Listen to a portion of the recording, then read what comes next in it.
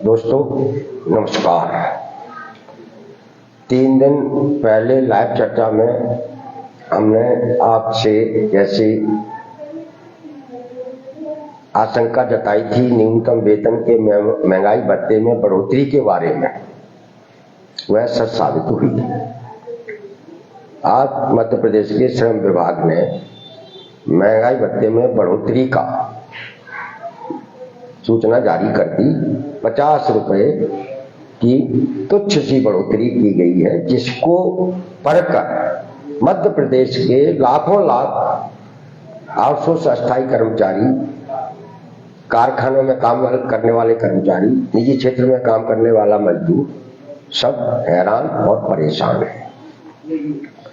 और हर कोई सरकार की इस 50 रुपए की बढ़ोतरी पर सरकार की आलोचना कर रहा है।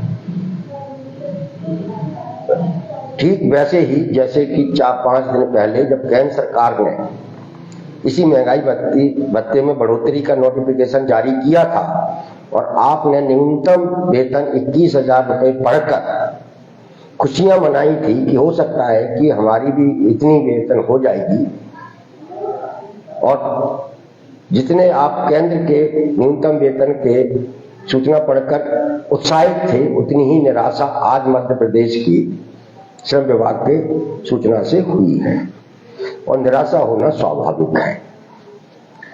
50 रुपए की बढ़ोतरी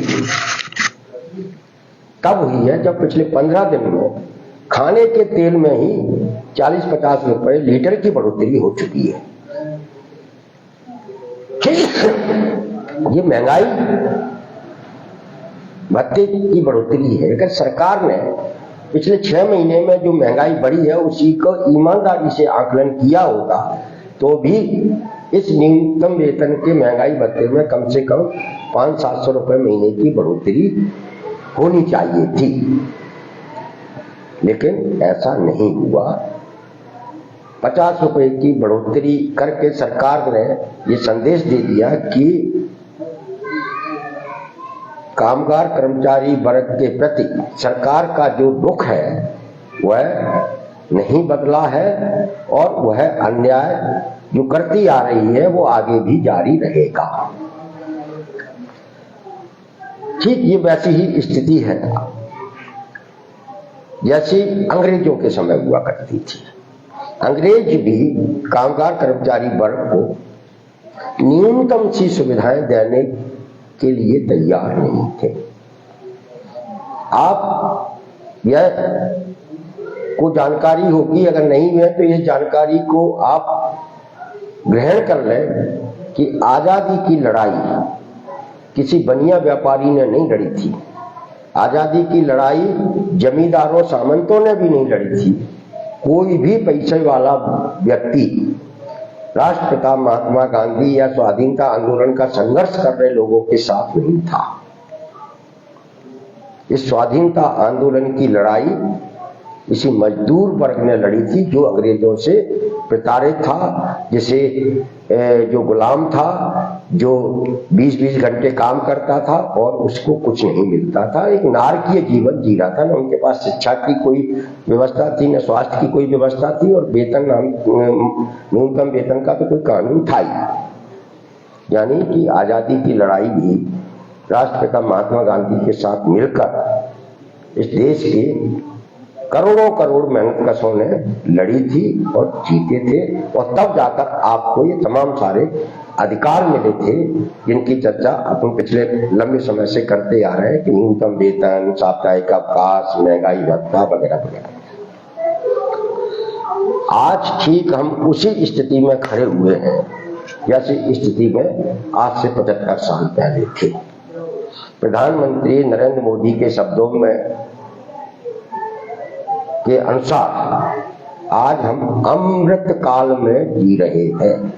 यह वो अमृत काल है जिसमें मजदूर की चर्चा नहीं हो रही, कर्मचारी की चर्चा नहीं हो रही, कामगार वर्ग की चर्चा नहीं हो रही। खुद प्रधानमंत्री ने भी 4 वर्गों की चर्चा की है, जिसमें मजदूर कर्मचारी वर्ग को उन्होंने छोड़ दिया है। उनकी नजर में इस समाज में युवा रहते हैं, महिलाएं रहती हैं, गरीब रहते हैं, और गरीब, युवा, महिला और किसान, उनने ये 4 वर्ग बना दिए। मजदूर वर्ग का नाम लेने से जो सरकारें कतरा रही हो, तो आप समझ जाइए कि ये मजदूर इन सरकारों के लिए कितना बड़ा खतरा हो सकता है। सरकारें मजदूर को, कर्मचारी को भुला देना चाहती हैं। आज जो 50 रुपए की बढ़ोतरी हुई है, यह इस बात का उदाहरण है। दूसरा उदाहरण, आपके छोटे छोटे संघर्षों के कारण 15 साल बाद जो मध्य प्रदेश में न्यूनतम वेतन रिवाइज हुआ था, अप्रैल में 1 महीने वो आपको मिला भी, लेकिन कंपनी मालिकों के दबाव में मध्य प्रदेश की सरकार ने उस रिवाइज न्यूनतम वेतन को हाई कोर्ट में उलझा दिया। आज तक उलझा हुआ है। सरकार उस पूरे मामले पर चुप है। क्यों? क्योंकि उसे मालूम है कि मध्य प्रदेश का कामगार कर्मचारी वर्ग एकजुट नहीं है, वो एकजुट नहीं हो सकता। इसलिए सरकार को डराने की ताकत अपने अंदर पैदा करनी पड़ेगी। आप हमारे इस फेसबुक पेज को ऊपर से नीचे तक अगर स्टडी करेंगे तो आप देखेंगे कि पिछले 1.5 साल में हमने रोजगार में सुरक्षा और जिंदा रहने लायक वेतन के सवाल को प्रमुखता से उठाते हुए आंदोलनों की एक झड़ी सी लगा दी थी। आंदोलनों में हमारी निरंतरता बनी रही थी।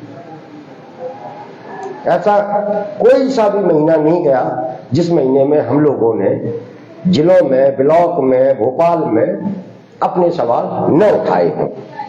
पिछले 3 महीने के अंदर ही अंदर 16 जून को हम लोगों ने भोपाल में धरना प्रदर्शन किया, बोर्ड ऑफिस चौराहे पर चक्का जाम किया। उसके भी सवाल यही थे कि रोजगार में सुरक्षा और जिंदा रहने लायक वेतन दो। 22 सितंबर को भी हमने भोपाल में हम लोगों ने धरना प्रदर्शन किया। उसका भी एक ही सवाल था कि हमें रोजगार में सुरक्षा और सम्मानजनक वेतन दो। अब आप सोच सकते हैं कि हम लोग इस मुद्दे को लेकर कितने गंभीर हैं, लेकिन दुर्भाग्य की बात है कि इसमें आउटसोर्स कर्मचारियों का जिस तरीके से समर्थन, सपोर्ट मिलना चाहिए था, वो नहीं मिल रहा है। पता नहीं इतने वो क्यों डरे हुए हैं। इतने तो अंग्रेजी हुकूमत के दौरान भी नहीं वो डरे थे। जहां महात्मा गांधी जी जाते थे, मजदूर अपने कारखाने छोड़कर, अपने कार्यस्थल छोड़कर उनके कार्यक्रमों में हिस्सेदारी करता था, अपने हक की बात करता था। लेकिन आज जो मध्य प्रदेश का कामगार कर्मचारी वर्ग इस कदर सरकार ने डराकर रखा हुआ है कि वह अपने हक की बात भी करने के लिए बाहर नहीं निकल पा रहा है। और यह पूरी जानकारियां सरकार के पास है, इसीलिए सरकार मनमानी पर उतारू है। और सरकार की इस मनमानी को रोकने के लिए, मनमानी पर अंकुश लगाने के लिए एक ही मात्र रास्ता है, वो है बदलाव। सरकार की इस नीतियों में लाने के लिए क्रांति आंदोलन करना, और इसके लिए हम सबको एक साथ एकजुट होकर अपनी आवाज उठानी पड़ेगी। हमें बगैर किसी किंतु परंतु के, हमें बगैर किसी लोग दबाव में आए बिना एक संगठन के नीचे अपने सही नेतृत्वकर्ता के साथ खड़ा होना पड़ेगा। इसलिए हमने ऑल डिपार्टमेंट आउटसोर्स अस्थायी कर्मचारी संयुक्त मोर्चा मध्य प्रदेश का गठन किया। और आज हम ये कह सकते हैं कि 1.5-2 साल की हमारे लोगों की सक्रियता के बाद आज हमारे पास 250 से अधिक ऐसे लोग जुड़े हैं जो इस लड़ाई को किसी भी कीमत पर जीतना चाहते हैं, लड़ना चाहते हैं। लेकिन आम आउटसोर्स अस्थायी कर्मचारी इससे किसी के बहकावे में आकर दूर होता चला जा रहा है। 6 अगस्त 2023 का कार्यक्रम हुआ, उसके बाद 22 सितंबर का कार्यक्रम हुआ नीलम पार्क में, दोनों का स्थान एक ही था। तब हमारे साथ आउटसोर्स कर्मचारी था, आज हमारे साथ अस्थायी कर्मचारी भी जुड़ गया है। और जिस दिन, जो हम लगातार कहते आ रहे हैं कि जिस दिन हम लोग, हमारी जितनी संख्या है उसका 20% भोपाल में आकर खड़े हो गए, उस दिन इस सरकार को अपनी नीति बदलनी पड़ेगी। सरकार ने बहुत साजिश के तहत ये सिस्टम तैयार किया है।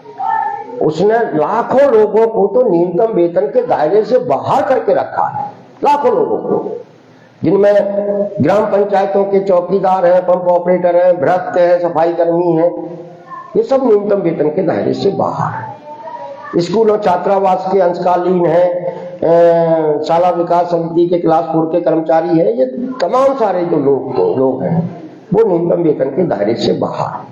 योग प्रशिक्षक न्यूनतम वेतन के दायरे से बाहर है। ऐसे आशा कार्यकर्ता न्यूनतम वेतन के दायरे से बाहर है। कोटवार न्यूनतम वेतन के दायरे से बाहर है। ऐसे तमाम सारे लोग हैं जो न्यूनतम वेतन के दायरे से बाहर है, और ये सरकार ने जानबूझकर किया है। और ये इसलिए किया है कि कुछ लोगों को न्यूनतम वेतन के दायरे में ले आए, कुछ लोगों को न्यूनतम वेतन के दायरे से बाहर कर दिया, क्योंकि जिससे इन दोनों की एकता अपनी नौकरी को स्थायी करने के आंदोलन में तब्दील न हो सके। यह सरकार की साजिश है। सरकार ग्रामीण क्षेत्रों में 2000-3000 में काम करा रही है, स्कूल और छात्रावास में 4000-5000 में काम करा रही है, आउटसोर्स कर्मचारियों से 6000, 7000, 8000 में काम करवा रही है। हमारे अस्पतालों के, मेडिकल कॉलेजों के जो हमारा कर्मचारी है आउटसोर्स का, उससे कितना बड़ा अन्याय है जी। इतना बड़ा अन्याय होने के बाद भी जितनी बड़ी एकता आपकी बननी चाहिए वो नहीं बन पा रही। इसकी एक ही वजह हमको नजर आती है, वो वजह ये है कि हमारे अंदर जो कंपनियों के सुपरवाइजरों का, अधिकारियों का जो डर बैठा दिया गया है नौकरी से निकाल देने का, हम उस डर से बाहर नहीं निकल पा रहे हैं। अंग्रेजों के खिलाफ लड़ना आसान था, क्योंकि हम उस दुश्मन को शक्ल देख के, चेहरा देखकर, उसका कलर देख के पहचान लेते थे कि ये हमारा दुश्मन है। लेकिन आज हमारे साथ अंग्रेजों से भी ज्यादा जो जुर्म कर रहे हैं वो हमारे ही रंग के लोग हैं, हमारे ही धर्म के लोग हैं, हमारी ही जातियों के लोग हैं। वही हमारे साथ अन्याय कर रहे हैं, चाहे वो स्कूल का प्रिंसिपल हो, छात्रावास का अधीक्षक हो, चाहे वो पंचायतों का सरपंच हो, चाहे वो मेडिकल कॉलेजों के अधिकारी हो, चाहे अस्पतालों के अधिकारी हो, चाहे कंपनियों के मालिक हो, चाहे उनके सुपरवाइजर हो, ये हमारे ही कलर के लोग हैं, हमारे ही रंग के लोग हैं, हमारी जातियों के, हमारे ही धर्म के लोग हैं। इसलिए ये जब हमारे अपने ही लोग अन्याय करने पर उतारू हो जाए, तब समझिए कि लड़ाई कितनी मुश्किल है।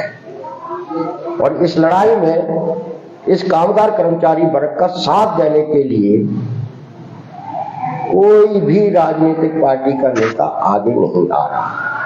कोई भी राजनीतिक पार्टी, चाहे बीजेपी या कांग्रेस हो, सारी राजनीतिक पार्टियां आपको अपनी पार्टी का सदस्य बनाने के लिए तो आपके पास आएंगी, लेकिन आपको हक और अधिकार की, आपकी पीड़ा सुनने की, आपके लिए क्या करना है ये नहीं पूछेंगे और न भी करेंगे। क्यों नहीं करेंगे? क्योंकि उन्हें मालूम है कि जितने सस्ते लोग उपलब्ध रहेंगे, जितने सस्ते में कर्मचारी मजदूर काम करने के लिए मिल जाएगा, उतना उनका मुनाफा बढ़ता जाएगा। ये जो ठेका प्रथा लागू की गई है, इस ठेका प्रथा को लागू करने के पीछे का उद्देश्य भी यही है कि कंपनियां, अधिकारी कम से कम पैसे में अधिक से अधिक काम कराना चाहते हैं। यानी आपकी मेहनत की लूट खुलेआम चल रही है, और इस लूट पर अंकुश लगाने वाला जो एक विभाग है, श्रम विभाग, वह मालिकों की परस्ती में लगा हुआ है, उनकी सेवा में लगा हुआ है।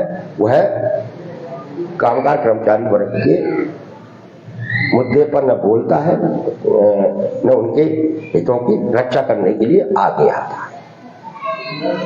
तो साथियों, 50 रुपए की बढ़ोतरी सुनकर बढ़कर आपको जितना गुस्सा आया है सरकार पर, श्रम विभाग पर, इस गुस्से को ठंडा मत होने देना, इस गुस्से को और बढ़ाइए। हम आने वाले दिनों में विधानसभा का शीतकालीन सत्र शुरू होगा, नवंबर के आखिरी में या दिसंबर के शुरू में हम लोग फिर भोपाल आएंगे और सरकार से कहेंगे कि ये अन्याय बंद कीजिए। और जब तक ये अन्याय बंद नहीं होता, ऑल डिपार्टमेंट आउटसोर्स अस्थायी कर्मचारी सहित मोर्चा सरकार से लड़ता रहेगा। लड़ना इसलिए जरूरी है कि जो लोग बोलते रहते हैं उन्हीं की सुनी जाती है, जो नहीं बोलते हैं उनकी कोई नहीं सुनता, घर वाले भी नहीं सुनते। इसलिए हम निरंतर बोलते रहेंगे। अभी हमारे कुछ साथियों ने हमसे सवाल किया कि 22 सितंबर को जो आंदोलन किया था उसका क्या हुआ, उसके बाद का डेवलपमेंट क्या है।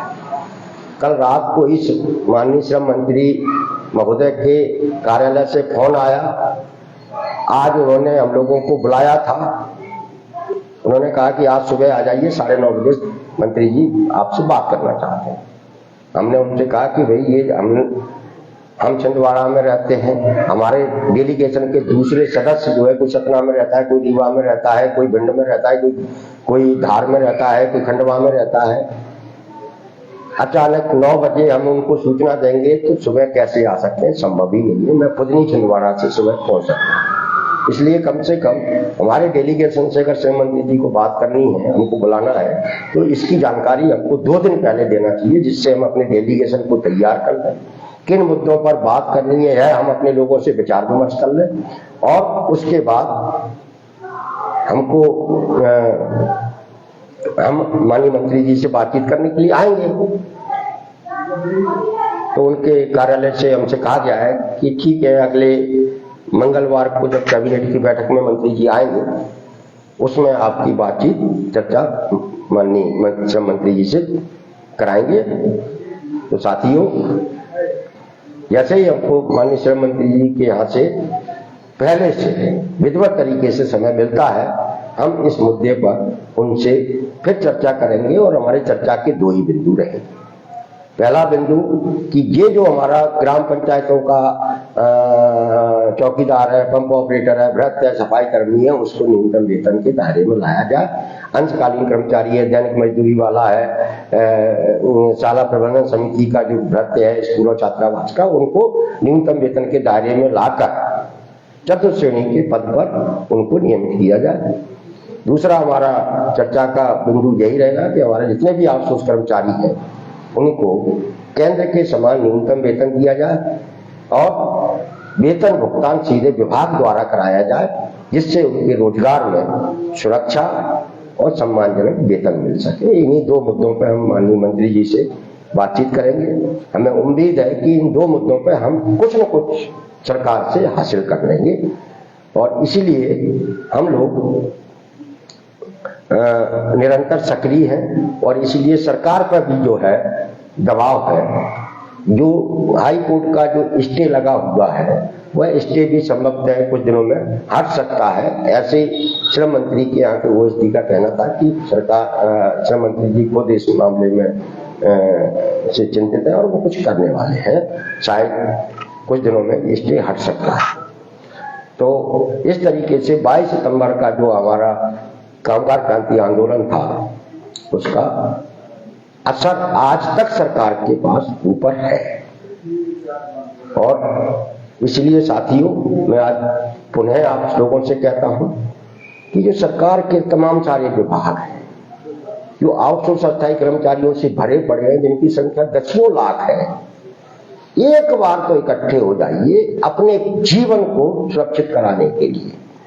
यदि आप एक बार इकट्ठे हो गए तो इस सरकार को और मध्य प्रदेश की जनता को ये पता चल जाएगा कि ये सरकार ने तो सब कुछ बर्बाद कर दिया है। हम उस मध्य प्रदेश में जीवन जी रहे हैं, यहाँ के मुख्यमंत्री पर खुद उन्हीं की सरकार के वित्त विभाग ने प्रतिबंध लगा दिया है। आप समझ सकते हैं कि मध्य प्रदेश की हालत कैसी होगी। यह दुनिया का पहला मामला है कि मुख्यमंत्री ये ऊपर उन्हीं की सरकार के वित्त विभाग ने प्रतिबंध लगाया हुआ है। ये खबर भी आपने पढ़ी। तो प्रतिबंध क्या लगाया है कि आप अनावश्यक आर्थिक खर्चे नहीं करेंगे। अब अनावश्यक आर्थिक खर्चे क्या होते हैं? जो भारी भारी मंच बन रहे थे, ये कर देंगे, वो कर देंगे, ये आनंद, वो आनंद, इन तमाम सारी चीजों पर मुख्यमंत्री पर प्रतिबंध लगा है। यह मध्य प्रदेश की 9 करोड़ जनता की शर्म की बात है। लेकिन बीजेपी को या उनके नेताओं को इस पर शर्म नहीं आएगी, क्योंकि वो दिल्ली से लेकर मध्य प्रदेश तक आनंद में है। अभी जानकारी आई थी 2 करोड़ लोग उनकी पार्टी के सदस्य बन गए हैं, यानी वो निश्चिंत है कि हम 2 करोड़ लोग हमारे को हमेशा वोट देते रहेंगे। 2 करोड़ मतलब उनको डबल कर लें तो 4 करोड़ लोग उनको वोट देते रहेंगे, यानी उनकी सरकार हमेशा हमेशा बनती रहेगी, चलती रहेगी। ये उनके अंदर इस सदस्यता अभियान के बाद आत्मविश्वास पैदा हुआ है। इसलिए वो कामगार कर्मचारी वर्ग की बात नहीं सुनना चाहते, उनके लिए कोई फैसला नहीं करना चाहते। 50 रुपए की बढ़ोतरी में भारतीय जनता पार्टी की सरकार का कामगार कर्मचारी वर्ग के प्रति जो रुख है वो साफ हो गया है कि उसे आपकी परवाह नहीं है। जब सरकार को आप लोगों की परवाह नहीं है तो आप उसकी चिंता क्यों कर रहे हैं?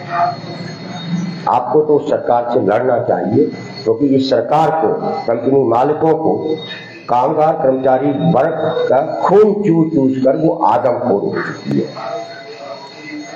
शेर, जंगल का शेर जब बस्तियों में आ जाता है, उससे मनुष्य के खून की जो आदत लग जाती है, तब वो आदमखोर हो जाता है। उसे काबू में लाने के लिए ग्रामीणों को इकट्ठे होना पड़ता है और उसको निपटाना पड़ता है। ठीक इस सरकार को भी जो आदमखोर हो चुकी है, आपका शोषण करते करके इसे निपटाने की तैयारी आप नहीं करेंगे, तब उस सरकार को आप डराएंगे नहीं, तब तक न तो आपके महंगाई भत्ते में कोई बढ़ोतरी होने वाली है, न ही आपकी नौकरी में सुरक्षा होने वाली है। और सरकार डरती है सिर्फ आंदोलनों से, और आंदोलनों में की दिशा, आंदोलन की रणनीति अगर सही है तो सरकार डरती। सरकार भीड़ से भी नहीं डरती है। आपने देखा होगा कि 22 सितंबर को बहुत भीड़ नहीं थी, लेकिन 22 सितंबर का जो हमारा मुद्दा था, वो मुद्दा इतना ताकतवर था जिसे मीडिया ने जनता तक पहुंचाया। उस मुद्दे से सरकार डरी थी और उसने चारों तरफ पुलिस का बड़ा पहरा लगा दिया था। मुद्दा क्या था? मुद्दा यही था कि ये सरकार 2000-5000 में काम करा रही है। ये कोई छोटा मोटा मुद्दा नहीं था। जो सरकार सब तरफ अमन चैन के दावे करती हो और वहीं दूसरी तरफ जनता को ये पता चले कि ये तो 2000-5000 में काम करा रही है सरकार, तो निश्चित रूप से सरकार की बदनामी होती है, सरकार डरती है। इसलिए साथियों, सरकार को जो करना था उसने कर लिया। हम लोगों को क्या करना है इस पर विचार कीजिए। यदि हम थोड़ी देर के लिए गुस्सा होकर सरकार की आलोचना कर घर पर बैठ गए और अपने काम पर गए, काम से वापस आ गए, तो हम इसी तरीके से गुलाम बने रहेंगे। हम काम भी करें, सरकार से अपने हक अधिकार की बात भी करें, लड़े भी और जीतने के लिए लड़े। इसी के साथ हमें उम्मीद है कि आप लोग जो डरे हुए हैं अपने डर से बाहर आएंगे, संघर्षों का महत्व समझेंगे, एक अच्छे नेतृत्व के साथ अपने भविष्य को सुरक्षित कराने की लड़ाई आप लड़ेंगे और उस लड़ाई को जीतने तक लड़ेंगे। हमें उम्मीद है कि हम जीतेंगे भी। इसी के साथ आप सब लोगों को पुनः नमस्कार। आप इस चर्चा को अधिक से अधिक शेयर करें, आम लोगों तक भी पहुंचाएं कि सरकार कामगार कर्मचारी वर्ग के प्रति कितनी क्रूर अमानवीय हो चुकी है।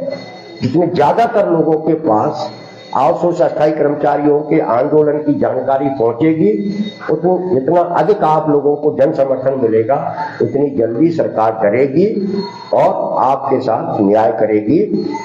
नमस्कार।